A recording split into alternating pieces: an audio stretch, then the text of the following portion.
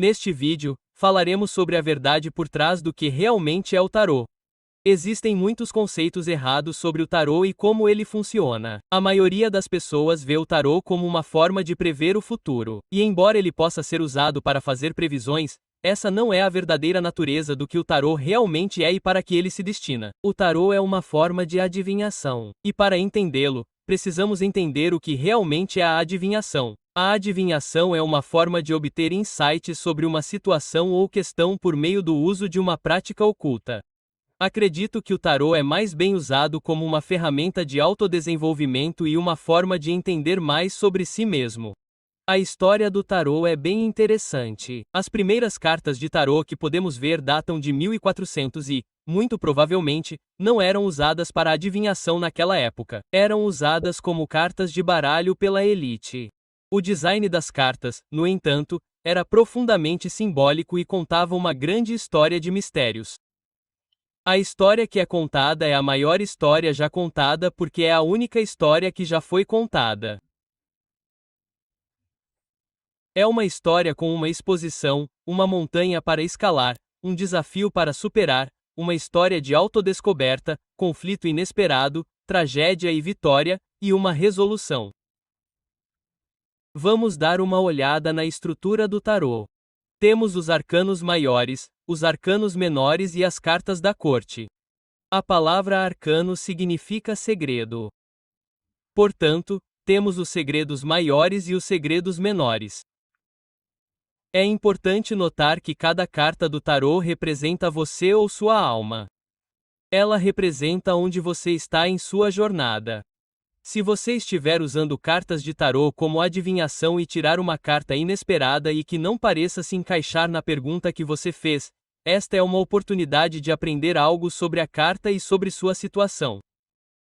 Observe atentamente a carta e todas as imagens. Observe atentamente o simbolismo. Será que você encontrou algo novo que não viu antes na carta? Você conseguiu ver algo que desencadeou uma nova percepção sobre a pergunta que você tem? Como esta carta se relaciona com todas as outras cartas da tiragem que você tirou? Cada carta tem uma energia poderosa com um simbolismo muito rico, criado para ajudar você a pensar mais profundamente. Ela foi criada de uma forma que se comunica com seu subconsciente e ajuda você a se conectar com sua intuição. Isso é muito interessante, pois essas cartas foram criadas para serem usadas apenas em um jogo de cartas. Mas, novamente, observe bem para quem era esse jogo de cartas. Essas cartas foram criadas para pessoas ricas jogarem nos anos 1400.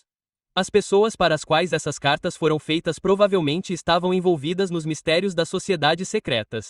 É extremamente óbvio pelos desenhos dessas cartas e pela estrutura do baralho que elas foram criadas por um ocultista muito inteligente que conhecia muito bem esse conhecimento. Então, vamos analisar o que essas cartas significam. Começaremos com os arcanos maiores. Há 22 cartas aqui que contam a grande história da alma. Elas são sobre a jornada que você está fazendo na vida. Não apenas a vida, mas esta é uma grande jornada pela qual sua consciência passa durante o processo alquímico. Não é algo que acontece uma vez só. É algo que acontece repetidamente. Você pode estar em vários estágios de desenvolvimento em diferentes áreas ao mesmo tempo. Começamos com a primeira carta, que na verdade é rotulada com 0. Esta é a carta do bobo. Ela representa o início da jornada. Não há pensamento em nada fora da vida comum. Pode haver curiosidade, mas o bobo está apenas dançando e aproveitando a vida sem pensar muito no perigo. Ele está prestes a dançar e cair de um penhasco. É por meio da curiosidade que o tolo decide buscar o conhecimento. O tolo começa sua jornada e se torna o mago. Você pode ver que o mago tem seu altar com uma espada, uma varinha, uma taça e um pináculo. Esses são os 4 elementos. Se você acompanha meu canal, deve saber que falo muito sobre magia cerimonial. O primeiro estágio da magia cerimonial é equilibrar os 4 elementos. A carta do mago representa um mago cerimonial trabalhando com esses 4 elementos para mudar o eu na esperança de autodomínio. O mago se torna a alta sacerdotisa que ganha sabedoria por meio dos segredos dos mistérios. Então se torna a imperatriz que ganha o entendimento. Ela colocou esse conhecimento oculto que aprendeu em prática. Ela é tipicamente retratada como grávida, pois está cultivando algo lindo com as ações que está realizando a partir dessa sabedoria divina. Ela então se transforma no imperador, que representa o rei. Esta carta representa a expansão e se tornar o governante de si mesmo. Então ele se torna o Hierofante, que é outra carta de sabedoria. Representa a paciência necessária para passar por esse processo alquímico. Ele então se transforma nos amantes. Os amantes são realmente sobre a união dos opostos. Representa as energias masculina e feminina se unindo. Isso também pode representar a união dos aspectos claros e escuros do eu. Literalmente, as energias positivas e negativas dentro do eu. Ambos estão lá por uma razão. Representa a superação de algo desafiador. Vitória. Os amantes se tornam a carruagem. Isso tem a ver com movimento. Seguir em frente, apesar de quão difícil a jornada esteja se tornando. Isso se transforma em força. Há uma grande quantidade de força que é construída quando você é perseverante. Este é um momento em que você passou por muita coisa e ainda há muito mais pela frente para vivenciar. Você pode preferir voltar a assistir TV no sofá, voltando para a carta do bobo. Você questiona se o autodomínio é certo para você. Mas a força é o que o faz superar e você acaba no eremita. O eremita segue em frente percebendo que está sozinho em sua jornada. Ninguém está aqui fazendo o trabalho com você. Ninguém vai fazer isso por você. Você não se identifica mais com seus velhos amigos. Você não se identifica mais com as coisas antigas que gostava de fazer no passado. Você está se transformando e se tornando mais disciplinado a cada dia. Isso o leva à roda da fortuna. Você aprendeu muito, mas para onde vai a partir daqui? O que fará com todo o conhecimento e sabedoria que adquiriu? A roda representa a roda da vida. Podem ser circunstâncias externas que governam nossa realidade. Esta carta pergunta se você transcenderá essas circunstâncias. A roda também é a roda do Sansara. Esta carta é o portal ou a iniciação para a parte mais potente deste processo alquímico. A próxima carta é a justiça e esta é a orientação e autoridade divinas. Ela representa seu aspecto mais elevado de ser discernido. Como você toma decisões para seguir em frente com sua vida, você percebe que é o criador de sua realidade e sua consciência é aquilo a que você dá energia. Como você a usará? Isso nos leva ao enforcado que está sacrificando algo grandioso por um amanhã melhor, sacrificando-se pelo que é certo. É por meio dessa provação que uma poderosa iluminação acontece e isso nos leva à morte. Essa é a grande transformação que deve ocorrer dentro do processo alquímico. Esse é o fogo transformador que queima todo o velho. É como se houvesse uma mudança radical em uma instância. Não há como voltar atrás. Isso nos leva à temperança. Após a morte, você ganha suas asas. O anjo está realizando magia, desafiando as leis da natureza. Esta carta representa a união dos opostos, bem como do consciente e do subconsciente. Mas devemos enfrentar a escuridão, o que nos leva à carta do diabo. O diabo tem duas pessoas acorrentadas, mas as correntes estão bem frouxas. Eles podem tirá-las a qualquer momento e ir embora. Você deve perceber quais são as coisas que o estão impedindo de completar sua jornada. Entramos na carta da torre. Isso pode ser uma mudança completa de paradigma. Algo acontece que realmente o confunde e você tem que passar pelo teste. Você consegue suportar esse desafio? Você consegue aplicar todo o seu conhecimento e sabedoria para superar isso? Se sim, então chegamos à estrela que representa uma sociedade mais elevada. Isso está elevando o mundo com uma pessoa de cada vez. Energia nutritiva e atenciosa, beleza, arte e música são coisas que esta carta representa. Isso nos levará à carta da lua, onde somos muito criativos. A lua representa a energia subconsciente. Estamos vendo como o futuro pode ser e como podemos criá-lo. Esta carta também pode significar que há algumas coisas ainda no escuro que precisam ser trazidas à luz e elas serão trazidas à luz pelo sol. O sol é a verdade iluminadora que foi revelada às pessoas. Você aceita esta verdade e trabalha com ela em vez de contra ela. Isso o levará ao julgamento, que o eleva de estados inferiores de consciência. Você está compartilhando sua luz do sol com os outros e os elevando de estados inferiores de consciência simplesmente por estar perto deles. As pessoas atenderão a este chamado? Você atenderá ao chamado enquanto ele o leva a almejar ainda mais alto? Se sim, então chegamos à carta do mundo. Esta é a carta do universo em alguns baralhos. Aqui completamos o processo e integramos tudo o que aprendemos dentro de nós e abordamos o mundo de uma nova maneira. Esse processo então recomeça com o tolo. Há algo novo para prosseguir. Este é um significado muito básico de cada uma das cartas, e quando você as examina por longos períodos de tempo, você desbloqueia muitos novos insights. Não posso abordar todos os significados de cada carta neste vídeo ou ficaríamos aqui por muito tempo.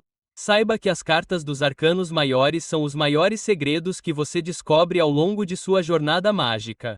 Também temos as cartas dos arcanos menores para falar. Os arcanos menores, que significam pequenos segredos, tratam das pequenas partes ao longo desta jornada. Eles são compostos pelos 4 naipes de cartas: espadas, paus, copas e ouros. Os 4 elementos. As espadas correspondem ao elemento ar e têm tudo a ver com comunicação, pensamentos, intelectualismo e pode ter a ver com legalidades.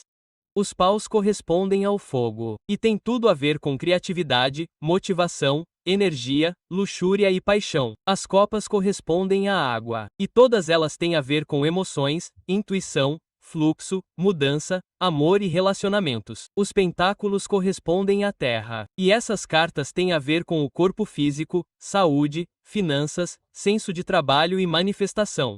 Quando você tira uma dessas cartas, isso representará um pequeno insight sobre sua situação ou questão. Pode indicar que sua situação é relativamente pequena comparada ao panorama geral da sua vida. Quando você tira uma carta dos arcanos maiores, isso indica que sua situação é muito importante no que diz respeito ao panorama geral da sua vida. Quando se trata de períodos de tempo, as espadas são muito rápidas, significando dias. Os paus são um pouco mais lentos, talvez semanas. As copas podem significar semanas a meses e os pentáculos são os mais lentos, podendo representar meses a anos. Você pode encontrar outras interpretações da duração do tempo quando se trata do tarô, mas logicamente esta faz mais sentido. As espadas são rápidas e cortantes. Os paus são rápidos, mas muito menos. As copas e a água estão fluindo. É muito mais lento e adaptável. Os pentáculos que representam o crescimento da vida são muito lentos. Leva muito tempo para a vida se manifestar e crescer. Você pode ver que algumas cartas parecem mais negativas e outras mais positivas. As cartas negativas estão lá para lhe mostrar algo e oferecer insights sobre qual perspectiva pode ser mudada. As cartas positivas estão lá para lhe mostrar o que está dando certo ou qual perspectiva pode ser necessária para levá-lo aonde você quer ir. Também temos cartas da corte, pajens, cavaleiros, rainhas e reis. Alguns baralhos podem ter a princesa, o príncipe, a rainha e os cavaleiros tomando o lugar do rei. As cartas da corte geralmente representam uma pessoa em sua vida. Pajens sendo alguém jovem, cavaleiros sendo um jovem adulto, rainhas e reis sendo mais velhos, mulheres ou homens. Eu interpreto isso de forma diferente porque abordo o tarô mais com uma perspectiva de autodesenvolvimento e autodescoberta, em vez de tentar prever o futuro. Embora eu também use essa modalidade. Os pajens são mais femininos e representam uma qualidade interna. Os cavaleiros são mais masculinos e representam uma qualidade externa. O mesmo acontece com as rainhas e os reis, mas a única diferença é o nível de avanço dessa qualidade. Vamos falar um pouco sobre numerologia. Cada carta terá um número, com exceção das cartas da corte. O número 1 é sobre um novo começo, a primeira inspiração. O número 2 é sobre o relacionamento entre duas coisas, o próximo passo, o feminino divino. O número 3 é sobre o nascimento de algo novo, a transformação, o princípio de ação.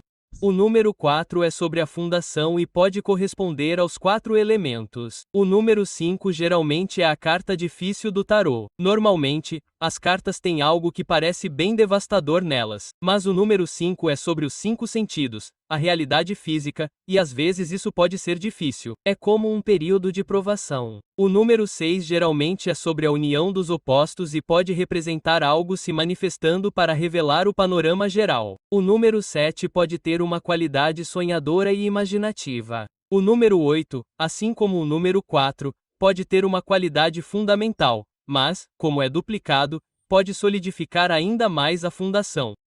9 está muito próximo da conclusão e geralmente é uma indicação para continuar. Pode significar que uma escolha precisa ser feita. 10 é a conclusão e o novo começo.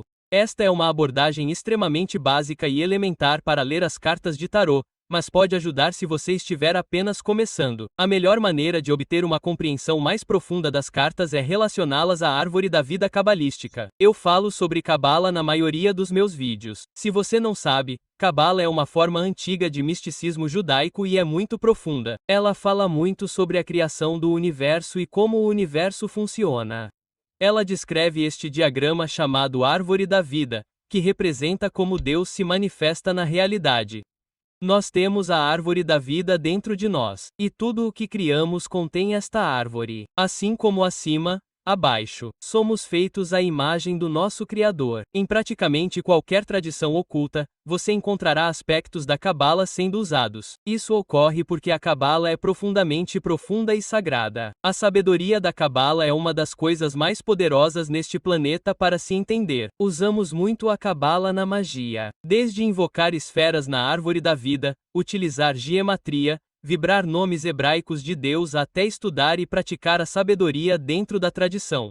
Quando você conhece a Cabala e entende a árvore da vida e então examina o tarô, você perceberá que quem criou o tarô era extremamente versado em Cabala.